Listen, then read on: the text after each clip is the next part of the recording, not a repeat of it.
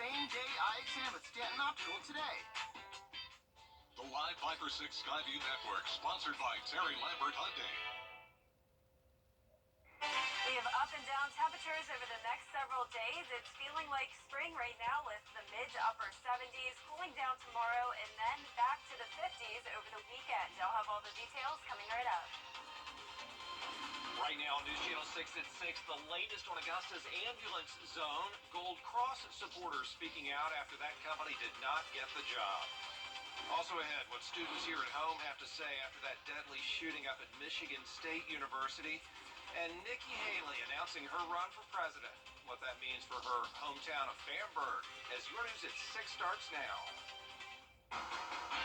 Live from Television Park, this is WJBF News Channel 6 at 6. Good evening, everybody. I'm Brad Means. Thanks for joining us. Jenny is on assignment tonight as coverage you can count on begins with a recommendation to change Augusta's ambulance service provider. The local EMS subcommittee, as we told you, recommending Central EMS take over instead of Gold Cross. George Escala now with reaction from Gold Cross supporters on the commission. It could be the end of the Gold Cross era for ambulance service in Augusta. The recommendation: turn the Richmond County zone over to Central EMS. They did not give a hard number. They refused to do that because they're not going to come in without making a profit. If they don't make a profit, they're going to carry their stuff down the road. Central's president did not include how much the company would charge Augusta if it gets the zone. But the company says it wants a 10% profit. For some commissioners, that's creating sticker shock. Now we've got Central at the table about to get the zone, and it's going to be $3 to $4 million that they're going to, and as a commissioner, I'm not going to support that. He said yesterday that basically he's got to make 10% profit, and he knows that the subsidy that we've been paying Gold Cross is ridiculous. Commissioners supporting Gold Cross have proposed a $1.9 million subsidy. This cost is going to be anywhere from $3.5 to $4.5 million, and so I think that's going to be a hard sell to our constituents, especially when you had somebody at the table that was willing to do it for 1.9. Central says the price will be determined by negotiations, and the more service the city wants, the higher the price. We do have the resources and the financial stability in order to make it happen. So it's a matter now of negotiating with the city county to get what they want and what we need. Commissioner Wayne Guilfoyle proposing getting outside experts to help Augusta get what it needs for ambulance service. Bring a consultant in to do the package what the providers would have to agree to make sure that the citizens are protected from the time they make the phone call to the time they deliver it to the hospital. The final decision on the ambulance zone still has to be made, but that could prove to be the easy part. In Augusta, George Escala, WJBF, News Channel 6. The General Assembly continuing its push to expand health care access across the state and try to prevent hospitals from shutting down. Lawmakers say health care funding needs to be a priority this session. We need more doctors and nurses, they say, especially in the rural areas. And some Georgians have to drive 45 miles or more to get to the nearest hospital. Every aspect of health care is essential to Georgia because it costs now or it costs later.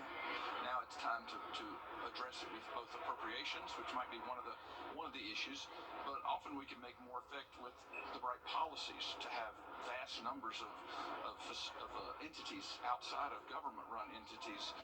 Savannah State Senator Ben Watson introducing Senate Bill 162 to remove the certificate of need this week. You have to have one of those if you want to build a hospital.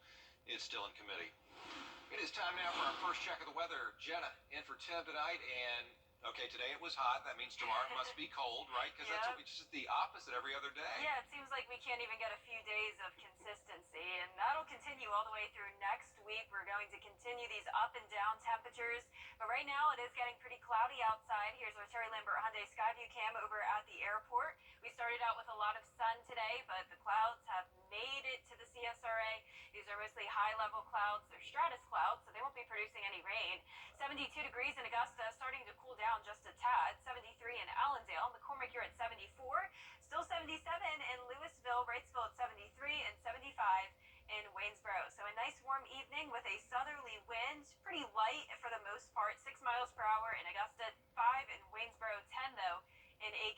winds will increase as we go into the overnight hours and the start of our Friday morning. But right now, dew points are in those mid to upper 50s. We're starting to see more moisture thanks to that south wind. And here's the clouds coming in from the west. So we'll have continued cloud cover for the next over 12 hours as we have this cold front move in from the west. This is producing a large area of scattered showers and thunderstorms. The good news is that it's losing a lot of its intensity, so really just some general thunderstorms right now. We had some tornado warnings earlier, but that won't be the case for us in the CSRA. We're just going to have some rain come in for the start of our Friday. Then this will start to break apart as we go into the afternoon with actually some clearing skies. Temperatures will be significantly cooler, only into those 60s for Friday, then down to the 50s on Saturday, back to sunshine, and then another big warm up next week. So coming up, I'll have a look at your 10-day forecast, so stay with us. But back to you, Brad. All right, Jenna, thank you. Safety certainly in the spotlight today after a deadly shooting this week at Michigan State University. Bria Smith is covering that story from a local college campus. Safety anywhere is always at the top of the list. And when students are on campus, their main concern is their academics. But in some cases, students are having to consider both. According to the NPR, by May of 2022, there had been 27 school mass shootings. Still, students know that these tragedies are the current reality for some and can happen to anyone. AU offers mental health sessions with professional counselors. All anyone has to do is seek the help. It's sad to know that there's people out there that could literally come out today and just shoot. So I just want to say stop to it, and it shouldn't happen because it's not something that we should be proud of, and this should not be something we continue. If you'd like to schedule a counseling session, call the number on the screen at 706-737-1471. In Augusta, Bria Smith, WJBF, News Channel 6. A great day to get a job today in Augusta as local government agencies had their second mega hiring event today. All sorts of Richmond County folks down there from environmental services, parks and rec, utilities, engineering, the airport, transit, you name it. A lot of those departments have been short-staffed, and so this fair was a great way to fill some of those holes. And we caught up with one candidate who got some great news. I had left earlier and they called me back, so that was super exciting. Coming in face to face and actually speaking to someone, finding out what their needs are in their department is way better, way more informational. These job fairs are incredible. All right, Sarah, congratulations to you. And there's another hiring event 1 week from today, Thursday, February 23rd. Other government agencies will be there. A link for you that'll help out at WJBF.com. As you might have heard, Nikki Haley is running for president, and that means lots of national headlines for her hometown of Bamberg, South Carolina, where her roots run deep. Her dad was a Voorhees University professor, mom taught in the Bamberg County school system, and education is a key part of her platform. The moment she came, she told the school board, hey, let me know what you guys need, and Denmark requested supplies, and she provided it, and she continues to do so with her nonprofit to this day. And Bamberg requested an after-school program, and she still fully funds that after-school program. So what's next for Haley? Well, there's going to be a National Republican Forum in Charleston next month, and she is expected to be there. Coming up, the murder trial of Alec Murdaugh winding down, at least for the defense. We'll tell you what happened in court today. Black History. Join us as we salute the achievements, the creativity, and those who make a difference. Honoring Black History. Thursday, February 23rd at 7 p.m. Welcome back, everybody. The defense close to resting its case in the murder trial of Alec Murdaugh, where today jurors heard more about the final moments of Maggie and Paul Murdaugh's lives. Jason Raven has the story. Crime scene expert Dr. Kenny Kinsey went into graphic detail about the killings Thursday. He's one of the final witnesses the state has called to the stand. Dr. Kinsey says through his analysis, he determined the angles Paul and Maggie were shot at and how close the gunman could have been to them. Dr. Kinsey told jurors the wounds on Paul show he was most likely ambushed since his arms were not raised. He also testified that after the first shot, Paul remained standing and began walking towards his killer before being fatally shot in the head. Once Paul received that second shot, he never walked again. He never made any movement. Any movement he made was involuntary, and it was due to gravity pulling his body down to the ground. When you sustain an injury to your brain like that, that ceases all movement. Murdoch's defense team pressed Dr. Kinsey on the height of the shooter who fired the shotgun, killing Paul. Why the second shot would be like this? I mean, we agreed the normal height person would have to crouch to make that shot. Correct? I don't know where they wanted to enter that barrel place, Mr. Harpoon. I can't tell you that part with my science. I can't. All I can look at is the angle, which is about like this. On Thursday afternoon, the state introduced evidence and testimony related to the September 2021 roadside shooting. This was an alleged hitman for hire scheme set up by Murdoch so his surviving son would receive millions of dollars from his life insurance. The judge ruled Wednesday that this evidence would be admissible in the murder case. I apologize to you for lying to you in the hospital. Murdoch had originally told police he was shot by an unknown person after he got a flat tire. A few days later, during a phone call between Murdoch, his attorneys, and SLED, Murdoch admitted he made it all up. He had asked Curtis Eddie Smith, his alleged drug dealer, to kill him. I was in a very bad place. What does that mean? I thought it would be better for me not to be here anymore. What do you mean by not be here anymore? I thought that it would make it easier on my family for me to be dead. Murdoch faces 30 years to life if convicted for the murders of his son and wife. In Wall, meteorologist Jenna Petracci back with us for 10 tonight. Jenna, looking forward to the weekend at this point. Yeah, we'll at least have sunshine on Saturday, so that'll be nice. Also, some cooler temperatures, but in the meantime, we do have to get through some rain on Friday morning. Coming up, I'll have all the details on that. Stay with us. At Lazy Boy Furniture Galleries, live life comfortably.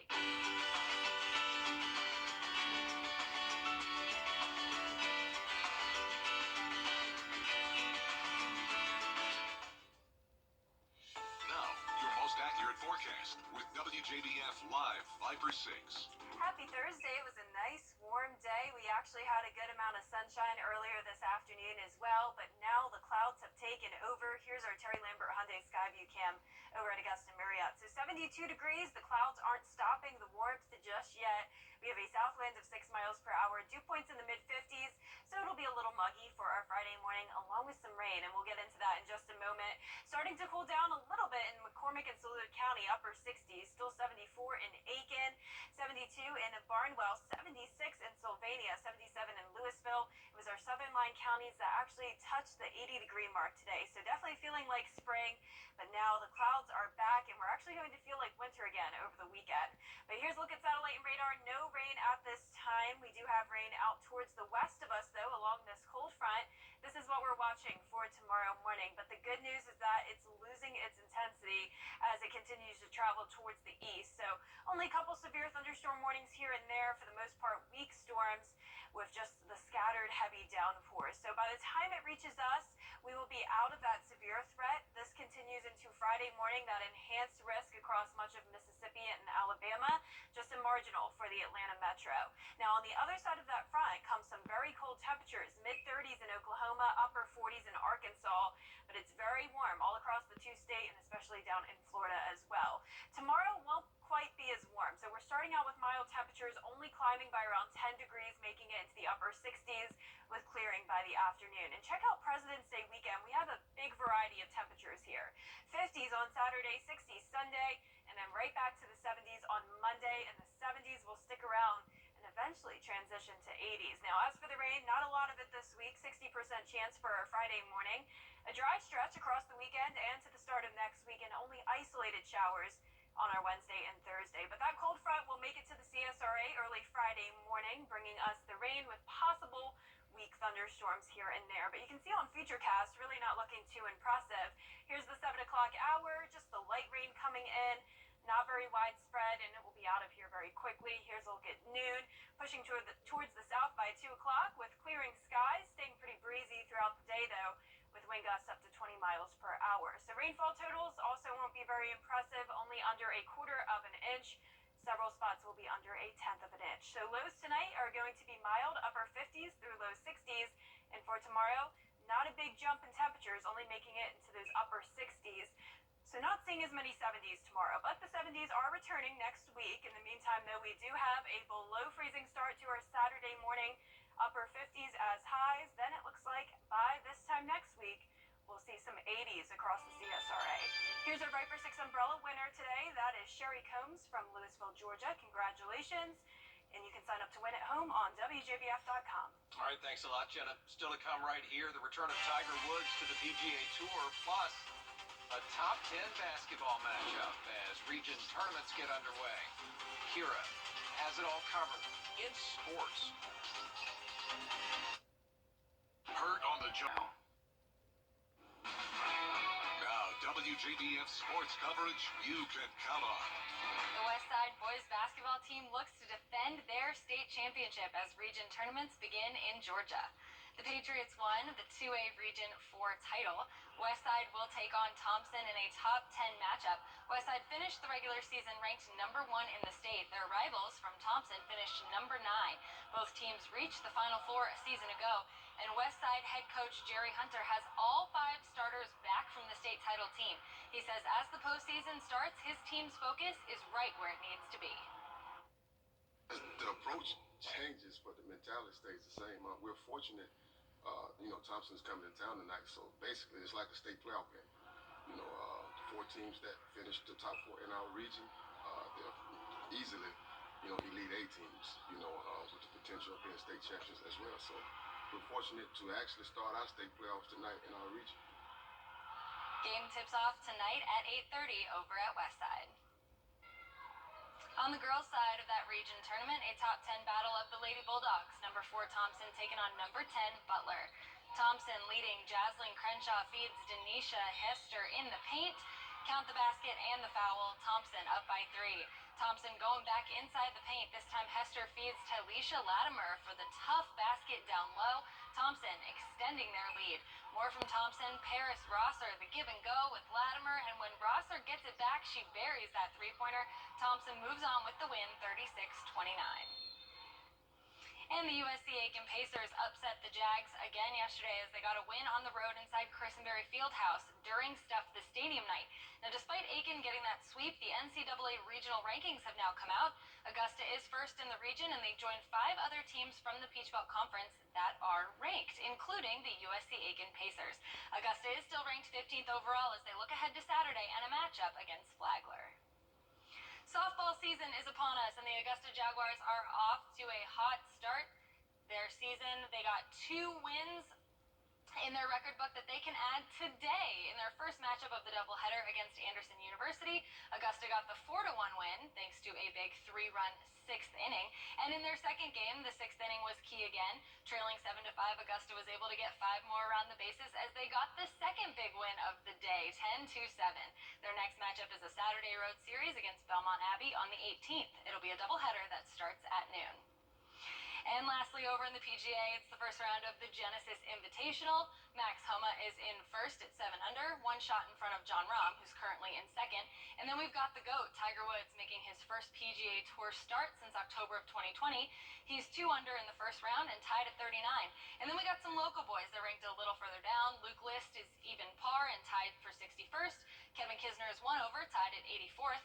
And lastly, Matt Naismith, 2 over and tied at 112th.